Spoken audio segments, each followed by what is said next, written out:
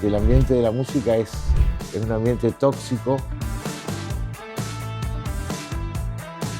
Se me vino a la cabeza juventud, oportunidades reales, irse afuera, amigos, música, algunos excesos. Hoy con la IA se está volviendo todo muy horriblemente, estandarizado. Si en este activo y pasivo canalizado hoy de tu vida sentís que tenés saldo a favor, empataste o te quedaste en rojo con algo. Yo era un buen estudiante de ciencia económica y abandoné la carrera por la música. Siento que la convocatoria es de la gente a nosotros. Es como que ellos nos piden, nos dicen, loco, súbanse a un escenario.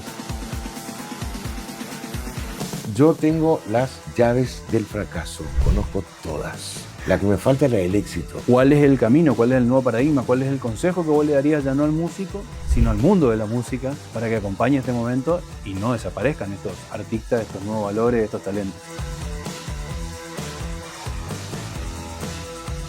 El lenguaje tiene que ser muy cercano y hay artistas que lo logran. Yo no sé si creo o no creo en Dios, pero me conviene creer y con eso ya está. Es un placer haberlo hecho acá, que agradecemos al Escual Yaparí, este museo espectacular. Cuando pienso en el invitado de hoy, pienso en esa pregunta que muchas veces nos hacemos en la vida, en algún punto de la vida, y nos preguntamos si lo hecho hasta aquí valió la pena. Pero también nos respondemos con esa cuestión de haber encontrado muchas historias en nuestra vida que quedaron para contar y quedaron para seguir enseñando. Con nosotros está hoy el señor Japo Fleitas, de la corte del señor Manga, pero además un músico, un comunicador, un montón de cosas. Mucha gente lo conoce y los que no, lo van a conocer hoy. Japo, ¿cómo estás? Muchas gracias y bueno, contento de tener esta posibilidad de expresarme, ¿no es cierto? Está bueno eso. Creo que la experiencia que uno va transcurriendo en la vida, está bueno poder compartirla, ¿no? A veces para bien, a veces para mal, no quiere decir que se vaya a aprender mucho sobre esto, pero está bueno compartir. La vida es una sucesión de éxitos y fracasos, y está bueno poder hacer un planteo y mirar un poquito las cosas en perspectiva. Creo que es sano y es útil para todos. Esta semana escuchaba un poco tu música, tus historias. Yo te conozco hace ya, calculaba, unos 20 años más o menos. Así es. En alguna radio, donde nos cruzamos en el 2008 más o menos. Y hacía en mi cabeza una línea mental, decía cómo lo defino a Japo, para mí, ¿no? Porque te voy a preguntar cómo te definís vos, pero si yo tuviera que definirte, encontré como muchas palabras y las puse en orden cronológico. Puedo mirar tu definición, pero se me vino a la cabeza juventud, oportunidades reales, irse afuera, amigos, música, algunos excesos, un regreso, no tan triunfal, pero que luego se fue haciendo su curva de crecimiento hasta que hace algunas semanas estuvimos en un recital a sala llena. Así que fueron todo como palabras que me fueron surgiendo o momentos de tu vida. No sé cómo te definís vos si tuvieras que hacerlo. Yo me defino como un luchador. Soy muy autocrítico en la parte de eso del talento y de esto, ¿viste? Jamás me creí un tipo talentoso, sí me creo un tipo reconocido por la lucha, simplemente por estar, por permanecer. Y lo más importante para mí es cómo me percibís vos o cómo me percibe la gente. Eso es muy importante para mí, porque uno puede tener una autopercepción equivocada muchas veces. El tema del narcisista, el tipo, ¿viste? El egocéntrico en extremo, tiene que ver con eso. Por eso está bueno siempre cuando se va a hablar de alguien, buscar también las distintas opiniones. Hay gente que te quiere, hay gente que no te quiere, gente a la que le hiciste daño por ahí sin querer, gente a la que le ayudaste mucho sin darte cuenta que no lo sabés. O sea, hay un cúmulo de cosas. Y sí, yo creo que también en algún momento esto último que nos sucedió, por ejemplo, de volver a reivindicar la corte del señor Manga, que la gente nos ponga a nosotros en esa posición, porque no somos nosotros los que estamos ahí, es la gente la que nos ayuda. Y como yo vengo diciendo en base a unas palabras del Indio Solari, la gente se toma ese permitido de dejarnos estar arriba de un escenario, ¿no? Y apoyarnos. Creo que eso es un premio a la lucha y a la referencia generacional, ¿no? Haber estado tantos años y que me hayan visto también personalmente en distintas facetas y en distintos estados. Que eso también es importante, que te hayan visto bien, pero también te vieron mal. Yo soy un tipo que siempre viví con poco, me arreglé con poco, soy un tipo que nunca perdí, trato de no perder, mejor dicho, contacto con la realidad. Andar en colectivo, salir a caminar en distintos horarios, en distintos barrios, tener amigos, ando mucho, ando por el centro y trato de visualizar también la realidad de la gente, ¿viste? Creo que Eso también me ayuda a estar despierto y a darme cuenta cuando hay algún amigo, algún conocido que anda mal, ¿viste? Y poder percibir eso también me ayuda a cerrar mi autodefinición. En este espacio nosotros hablamos de economía real y de contacto con la gente y de estas historias que tienen que ver con eso, pero no puedo, después de lo que decís, dejar de preguntarte, porque mi pregunta ahora, te digo la verdad, iba a ser de los comienzos, de esos muchachos de 20 años que estaban en Buenos Aires, pero ya me hablás desde el lugar del hombre que hizo un reconto de muchas cosas. Entonces tengo que preguntarte si en este activo y pasivo que analizás hoy de tu vida, sentís que tenés saldo a favor, empataste o te quedaste en rojo con algo. Cuando estés con el sobre todo de madera, ahí te cuento, ¿viste? Mientras tanto no sé si es positivo o negativo. Yo siempre creo que es fundamental en la vida tener proyectos y expectativas de que todo va a mejorar. En la carrera que sigas, en la profesión que vos te decidas seguir, siempre vas a dejar cosas al costado. Cuando uno hace una elección de algo, dejás cosas al costado. Entonces siempre está lo contrafáctico, ¿viste? ¿Qué hubiese pasado si yo era un buen estudiante de ciencia económica y abandoné la carrera por la música? Fue toda una decisión, me embarqué en un proyecto que es difícil, ¿viste?, de valorar, porque... Y lo que sí me dio momentos de mucha felicidad y hasta el día de hoy me da un reconocimiento a eso, a la permanencia, al luchar, al sacrificar cosas. Nadie va a decir qué tipo talentoso, van a decir qué tipo sacrificado, ¿viste? Ajá. Todavía sigue, ¿no? Con esta edad, todavía anda con la guitarra, por ahí lo vemos por el centro. Bueno, y eso tiene su mérito. Después, ¿viste?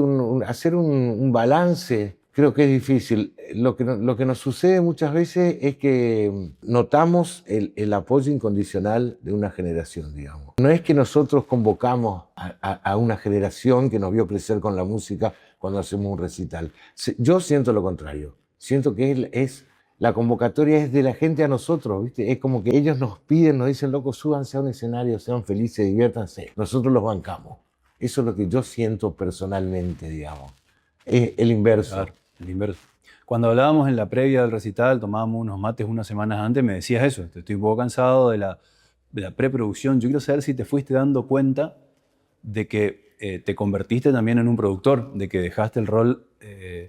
o no dejaste, le sumaste el rol del músico y de por ahí líder de banda y te encargaste prácticamente de la producción de un recital a sala llena y si notaste ese approach que te fuiste cargando en el camino hasta llegar a este nuevo encuentro Sí. de la corte.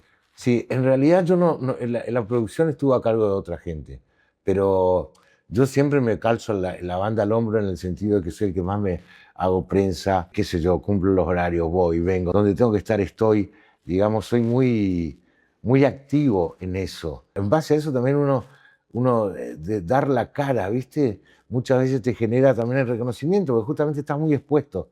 Y cuando las cosas salen mal también se notan y te cae el palazo en la cabeza a vos. Y cuando las cosas salen bien muchas veces se confunde de que uno fue el que lo hizo, pero hubo todo un grupo de gente trabajando. Y lo más importante es seguir tirando para adelante. En ningún proyecto en la vida las partes tiran iguales. Nunca va a suceder. En ningún grupo de trabajo. Nunca sucede. Entonces cuando un soldado se te cae, hay uno que tira por ese que se cayó. Es como una posta, ¿viste? Yo siempre digo, bueno, déjenme que yo voy, yo lo hago. Ahora, el día que yo no puedo hacerlo, hacelo vos, ¿viste? Te toca a vos. Así funciona. Es un buen concepto de empresa también ese, ¿no? Sí. Que en definitiva lo es. Cuando uno espera que el otro tire parejo, te quedás de brazos cruzados esperando que el otro empuje. Y eso no va a suceder. Que pasa también en las empresas, así que claro. Ves qué hacer con ese jugador o lo charlas una o dos veces, después en se toman cualquier decisiones. Grupo. Sí, en cualquier grupo de trabajo pasa eso, sí. Es imposible lograr que se tire parejo. Hay que estar preparado para tomar el rol de aquel que se va quedando. Aunque acá al presente vamos a volver, yo necesito que vayamos un ratito a ese grupo de muchachos de 20 años allá en Buenos Aires, al momento en que vos o la banda sintió que dejaba de ser una banda de estudiantes para empezar a llenar algunos pubs de Buenos Aires. Justo me regalaste una entrada de uno de los pubs hace un tiempo, sí. Y que también lo tengo acá, y que en esta entrada también está la representación a la vieja entrada, al viejo ticket, que ustedes también lo tenían en Octavio, en Posadas, sí. Mítico boliche, como se le decía antes. y que luego se fue a Buenos Aires esa banda de jóvenes de 20 años en la corte del señor Manga. Sí. ¿Y en qué momento empezaron a sentir que, bueno, loco, esto es la posibilidad de una empresa, la posibilidad de un negocio, la posibilidad de una vida? ¿Y si lo sintieron en algún momento así o pasó agua bajo el puente y ustedes seguían con otra rola en la cabeza? ¿Cómo fue el proceso? No, fue todo muy rápido, fue súper rápido, porque primero que éramos muy jovencitos. Y cuando uno es joven, pensás que cuando empezás a ganar plata con la música, nosotros pensamos, si ahora ganamos esta plata, lo que va a ser dentro de unos años. ¿Viste? Uno piensa que le va a ir bien. Y es la inmadurez también. También la falta de un líder muy positivo. Yo no era un líder muy positivo. Nunca fui un buen líder. Nos hubiese hecho falta seguramente un manager, alguien más grande con otra visión que nos ayude a interpretar la realidad. Porque éramos pibes de 22 años, 23 años en Buenos Aires que veníamos con éxito, llegamos a tener plata en el bolsillo. Eso también muchas veces divide.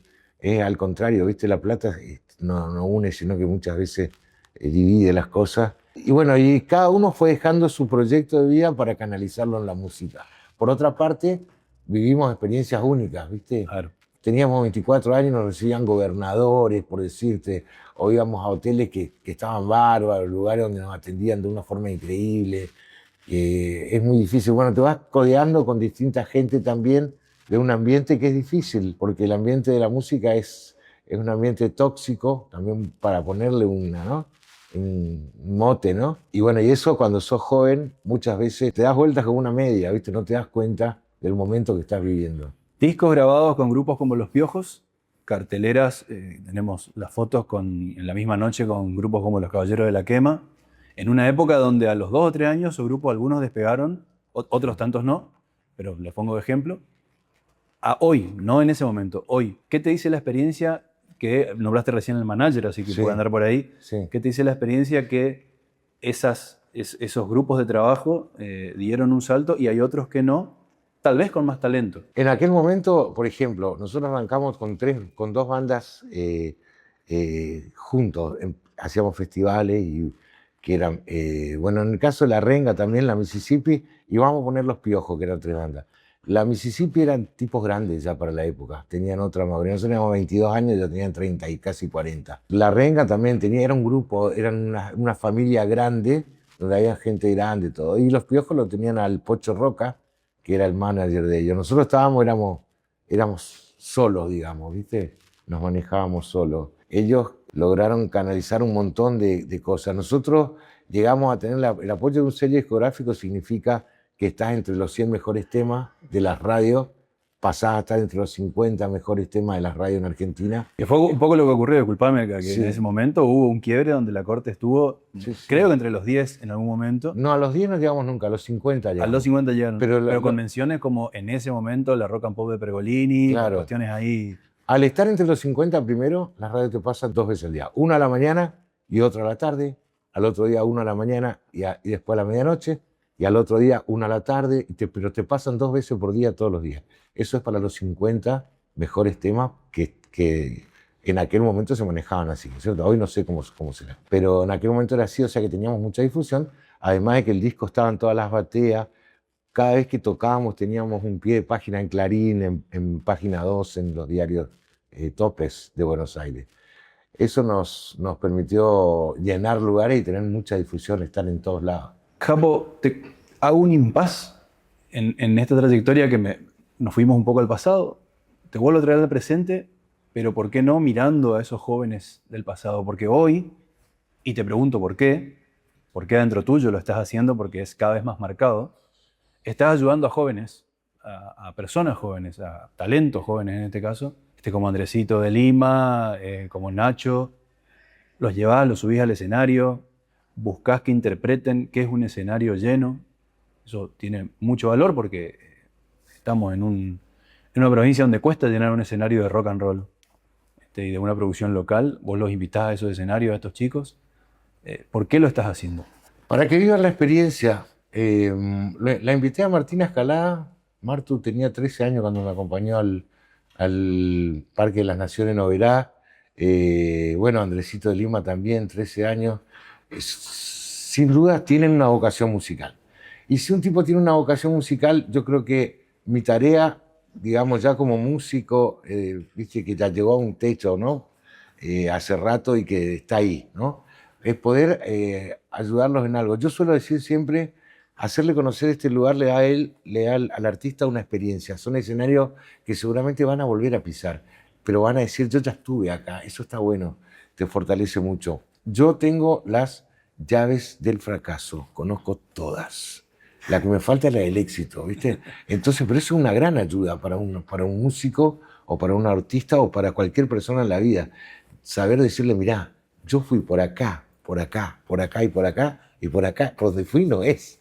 ¿Viste? Así que no repita mi error, porque vas a perder tiempo. Trata de ir por otro lado, y bueno, y eso ya es, tener las llaves de las puertas que no te llevan a ningún lado está bueno, porque es una gran experiencia, digamos. Hoy hay redes sociales, estamos en otro tiempo, pero no tengo dudas que esa experiencia te hace saber si le dirías a estos chicos y a otras bandas que veas con talento que esta época es mejor, igual o peor que la que viviste vos, y si para ellos, como negocio y estilo de vida, esta época le abre más puertas o es más complicado todavía. Todas las épocas, siempre lo que viene para mí es mejor, pero son todas difíciles, porque hoy, viste, la sobreoferta, ya que por darle un toque económico, viste, hay tanta sobreinformación, sobreoferta de cosas que es muy difícil posicionarte dentro de la música o dentro de cualquier actividad, es muy difícil encontrarle la beta, más con las redes sociales, con todas las herramientas de comunicación que hay hoy.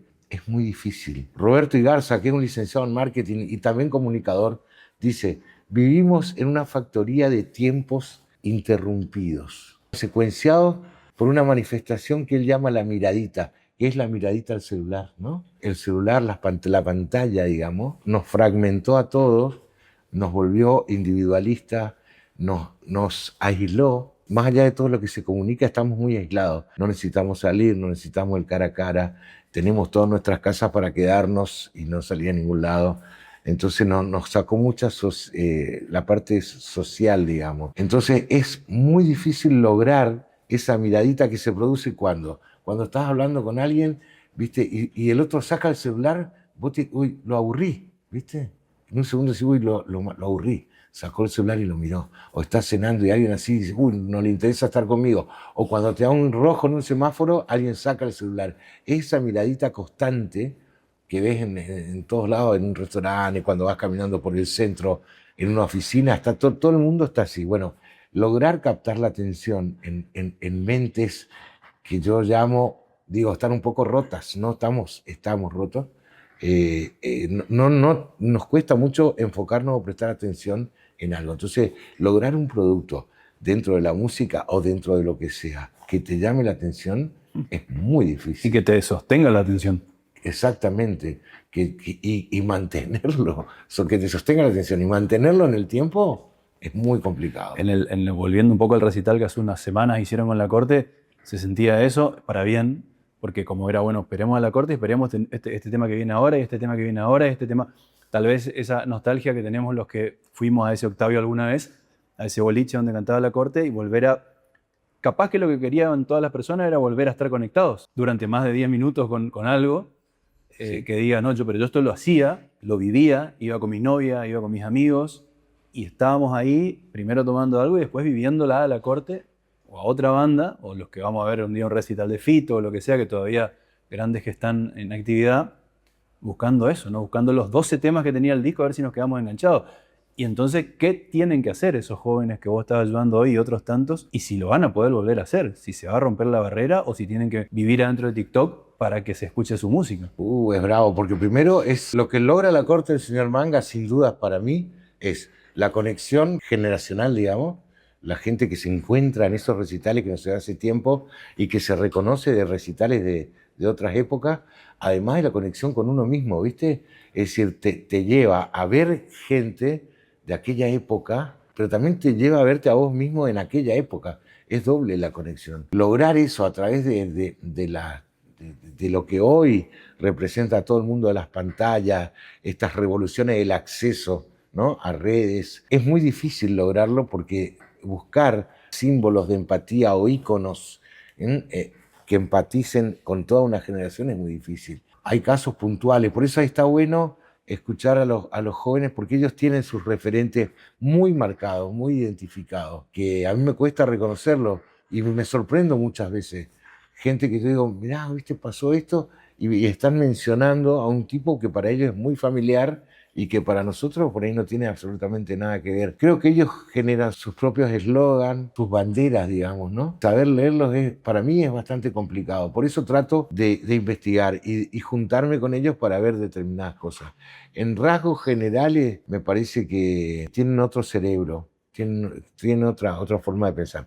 Tienen la pantalla de la computadora, el monitor, lo tienen así, con ventanitas. Crecieron de esa forma. Entonces muchas veces pueden estar chateando con alguien, hablando o por whatsappeando, digamos, con alguien y estudiando a la vez. Cosa que nosotros no nos permitíamos. Nosotros cuando íbamos al cine era para ir a ver una película. Ellos pueden estar mirando una película y la ponen en pausa y están haciendo otra cosa y vuelven a ver la película.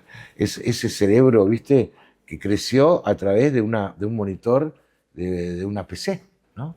De ahí, olvídate, de ahora con el celular vuela. Ese cambio de paradigma plantea el cambio en todo el entorno. Entonces, en un tiempo complejo, vos siempre fuiste un activista silencioso. Me acuerdo en pandemia reversionaste un tema para que nos quedemos en casa, como cosas muy de la acción, del hacer, no del decir. Y en una época compleja para la cultura y para el apoyo a la cultura en general, ese cambio de paradigma no favorece, porque decía entonces, ¿cómo, si yo soy un tomador de decisiones de cómo ayudar a la cultura, llámese empresa privada que quiere colaborar o Estado que debe colaborar y hay que ver hasta dónde, ¿en qué colaboro? Porque antes era un ticket para que te vaya a un festival que se llenaba. Hoy el festival no se llena, a menos que sea muy tradicional. Antes era una guitarra y a lo mejor ahora es una compu para que puedas armar la música ahí. Entonces, ¿cuál es el camino? ¿Cuál es el nuevo paradigma? ¿Cuál es el consejo que vos le darías ya no al músico, sino al mundo de la música, para que acompañe este momento y no desaparezcan estos artistas, estos nuevos valores, estos talentos? Primero, reconocer los parámetros artesanales, ¿viste? Porque hoy con la IA, por ejemplo, se complica mucho también. Se está volviendo todo muy horriblemente, ¿viste? Estandarizado todo. Entonces, salir del acotamiento general, ¿no? De ese rango que te propone todo, te propone desde la música, bueno, cualquier tipo de manifestación artística, hasta incluso la parte comercial. Salir de ese parámetro, romper ese parámetro, ¿viste? Y salir para arriba, para abajo. Yo creo que hoy el único llamado de atención que te puede llevar por un camino diferente, ¿no? Choquear, el shock real, verdadero, no el llamado de atención que no te lleva a nada, sino romper ese rango, salir de ahí con alguna expresión sorprendente, artística o algo, jugarse. Ser muy arriesgado, para mí es lo único que te salva. Antes no necesitabas eso. Hoy sí. Hoy para mí, para llamar la atención y funcionar, tenés que salir desde el lenguaje, desde lo que querés comunicar, desde todo, del mensaje en todo sentido. La IA entonces rompiendo y haciendo una barrera, un muro difícil de pasar. Yo para ese, me venía a la mente en la década del 2000, Waka Waka de Shakira, la canción, la que hizo en japonés para el Mundial también 2006, Alfredo Caseros. Caseros, que en su momento, al menos cuando yo lo miraba en la tele, decía, ¿qué hacen estos locos? Porque no, era como disruptivo, digamos, Sí. era como, parecía que no era música. Y hoy nos trae nostalgia de qué buen tema, ¿por qué nadie saca algo así? Shakira con sus cambios de estilo, Sí. algunos le dicen se vendió, no hace más música escrita, ahora hace pequeñas letras con cantantes que al final son exitosos, y ella sigue agregando su impronta. La propia La Sole, que también fue mutando, pero era música. Y vos decís hoy, entonces, ¿cómo van a destacar en esta IA estos chicos jóvenes para decir dentro de 10 años, mirá, fue diferente dentro de, lo escuchamos a Dylan, a los cantantes del momento, sí, pero yo todavía no los encuentro siendo diferentes a la media? Yo estaba escuchando, por ejemplo, El Cuelgue, ¿no? Khartoum, el líder que hace Caro Pardíaco, que tiene ese personaje, ¿no? Y la letra de esta cartas para no llorar, una cosa así, cartas para no olvidar, no me acuerdo, que dice: hola, ¿qué tal? ¿Sos un tarado? No me molesta, le contesta la carta. Y está muy bueno, tiene un lenguaje muy cercano, ¿viste? El lenguaje tiene que ser muy cercano. Y hay artistas que lo logran. Este tipo, ¿viste? Cuando habla de Orteguita y que la cintura de la Orteguita, cosas, tiene un lenguaje muy, que en definitiva es súper cercano. Eso es lo que hoy marca una tendencia, tener ese lenguaje que vos sientas propio, que no era el caso del Indio Solari, que era todo un símbolo con un lenguaje extremadamente rico, muy buen lenguaje, un tipo que decía en 2 palabras lo que yo te puedo explicar en 1 hora y media. Él lo decía en 2 palabras. Entonces esas cosas, esas frases que nos dejó, ese poder de síntesis tan grande que tenía, que lo hizo único, sin lugar a dudas fue único el tipo, dentro del espectro del rock nacional, sin comparar con otros artistas únicos como Cerati, como Charly García, pero el Indio, esa forma de escribir que tenía, era realmente increíble. Motivó y, sin lugar a dudas, inclinó a la música a tipos como yo, pero también a una forma de vida a toda una generación. Japo, vamos, de a poco terminando. Yo, en vez de hacerte de vuelta la misma pregunta, después de haber hablado con vos este rato, después de haber hablado muchas veces, pero ahora que sintetizamos muchas épocas a la vez, lo que voy a hacer es responder la pregunta que te hice. Te pregunté en algún momento tu debe y haber de la vida. Y además te escuché diciendo, soy el rey del fracaso, conozco mucho el fracaso y de ahí saco otras cosas. Sinceramente no estoy de acuerdo. Mi respuesta a esa pregunta después de esta charla, no tengo dudas que es que tenés una gran riqueza, un gran activo, muy en verde, números en verde, porque te da la capacidad y el derecho de estar opinando hoy de la juventud. Quien pueda opinar de la juventud en cualquier área y guiarla hacia un buen lugar, estamos hablando de algo interesante, me parece, en esta época. Entonces yo personalmente te pido permiso para responder a una pregunta que te hice y decirte que lo veo y te veo como alguien que vivió todos los tiempos, te fuiste adaptando, sos comunicador, hoy sos productor, yo te he visto producir el recital. Y mirá, te voy a decir una cosa. Yo siempre siento que me conviene más caminar desde el fracaso que desde el éxito. Corro el riesgo de agrandarme, ¿viste? Si yo miro en perspectiva las cosas buenas solamente, corro el riesgo de agrandarme. Y a mí cuando mejor me va es cuando yo me autopercibo algo chico, cuando no me agrando. Porque es ahí donde cuando yo me autopercibo chiquitito, es cuando más trato de empatizar, de ver la situación del otro, practico el principio de alteridad, te lo sintetizo así. Yo no sé si creo o no creo en Dios, pero me conviene creer y con eso ya está. ¿Viste? Bueno, esto es lo mismo. Me conviene achicarme toda la vida porque eso a la larga a mí me ayuda más que cualquier otra cosa. Tratar de no valorar, ¿viste? No verme desde el punto de vista exitoso, sino exactamente todo lo contrario. Eso es lo que me sirve a mí, me hace humano y me da ganas de seguir adelante. Como verán, como hemos compartido y se habrán dado cuenta, cuando alguien sabe mucho de algo, no es taxativo. No dice esto es blanco o esto es negro. Termina diciendo depende. Depende del contexto, depende del lugar, depende de las personas. Por eso este espacio se llama No cierra del todo. Porque al final, cuando alguien sabe mucho de algo, es muy difícil encerrarlo en una frase o en un reel de 10 segundos. Muchas gracias. Soy Martín Stanganelli, nos vemos en la próxima.